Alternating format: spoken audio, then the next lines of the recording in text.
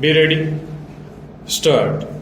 Section 23 bracket 1 provides that in any proceeding under the Act, if the court is satisfied regarding the facts and circumstances mentioned in clauses bracket A to bracket E of subsection bracket 1, then and in such a case, but not otherwise, the court shall decree such relief accordingly. Stop.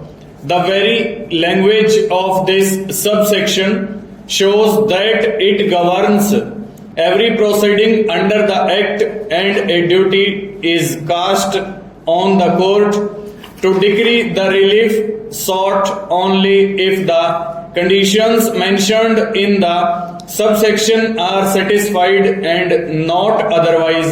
Stop.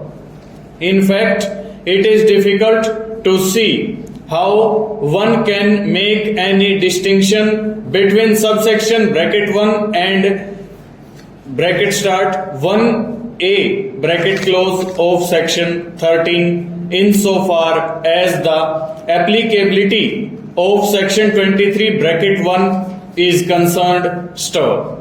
Subsection bracket 1 of section 13 is clearly subject to the provisions contained in section 23 bracket 1. Stop.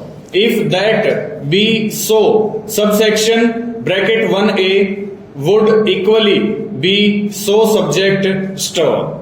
There is nothing in the language of the two subsections to justify the view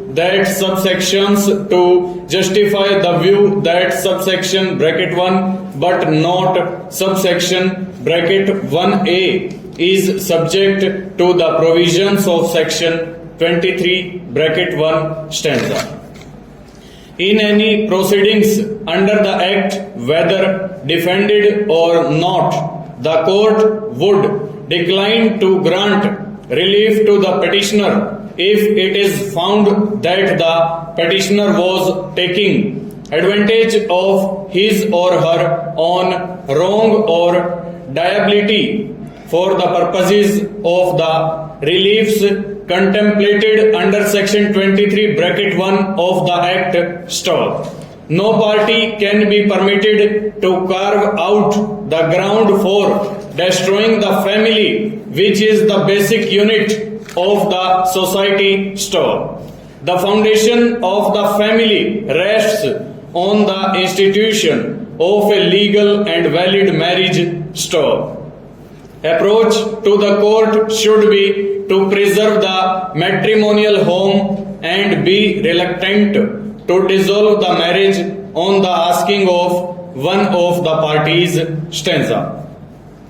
The marriage between the parties cannot be dissolved only on the averments made by one of the parties that as the marriage between them has broken down, no useful purpose would be served to keep it alive. Stop.